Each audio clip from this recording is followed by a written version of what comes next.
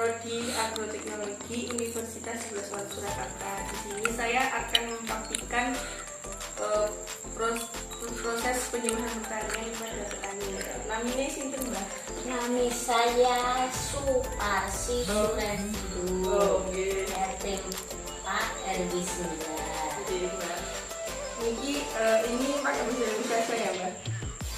Tentang hama penggerek padi putih atau biasa disebut caper yang termasuk dalam suku Crambidae. Serangga ini menyebar di kawasan oriental termasuk di Indonesia. Nah, hama ini menyerang tanaman padi pada semua fase, yaitu fase sebelum berbunga atau fase vegetasi dan fase menjelang panen. Nah, terus untuk fase sebelum berbunga atau fase vegetatif, penggerek padi ini menimbulkan gejala sumpah, yaitu pucuk batang padi menjadi kering, berwarna kuning serta mudah dicabut. Terus yang kedua ada pada fase generatif atau fase setelah berbunga, yaitu penggerek akan menimbulkan gejala yang bernama belok, yaitu malai akan mati tapi tetap tegak, lalu berwarna abu-abu atau putih dan bulir padi menjadi hampa. Ini adalah cara penyebaran dari hama penggerek padi putih. Jadi hangat dewasa dari penggerek padi putih ini aktif pada malam hari dan siklus hidup keseluruhannya itu sekitar 40-70 hari.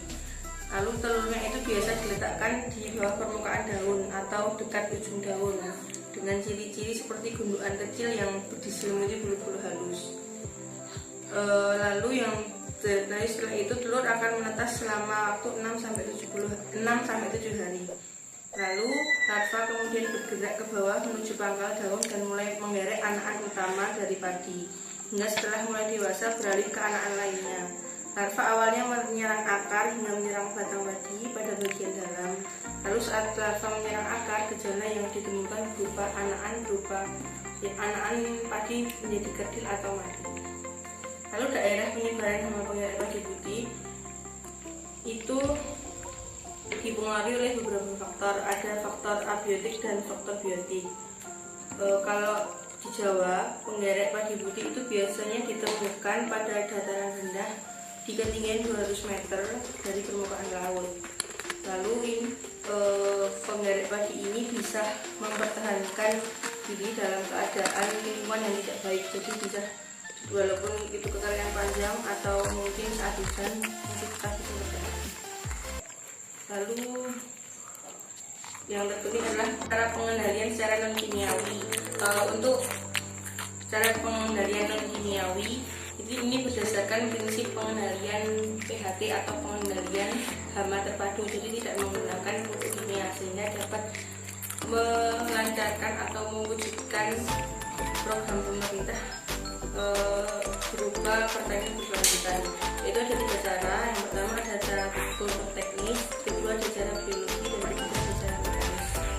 Yang cara kultur teknik itu dengan cara melakukan tanaman secara serentak dalam satu areal yang jarak waktunya tidak lebih dari 3 minggu sehingga menghambat dari perkembangbiakan hama penggerek padi tersebut. Lalu setelah itu langkah padinya itu serendah mungkin, jadi tidak ada hama yang itu. Setelah panen harus sehingga hamanya bisa hilang. Terus yang kedua adalah cara mekanis, yaitu dengan cara mengairi atau merendam areal sawah lebih awal, yaitu dengan ketinggian 10 cm sehingga mendorong ulat-ulat yang ada di bawah itu bisa keluar saat dia ditutup sehingga dia tidak akan memproduksi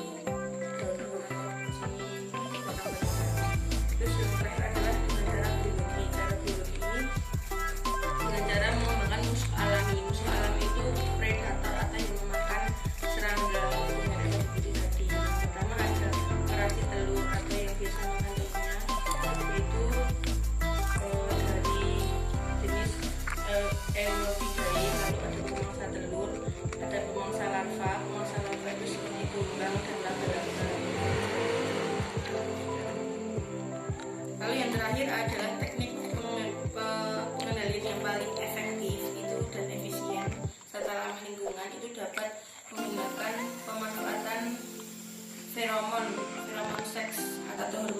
genetik yang dapat digunakan untuk pemantauan tingkat populasi dan penangkap massal.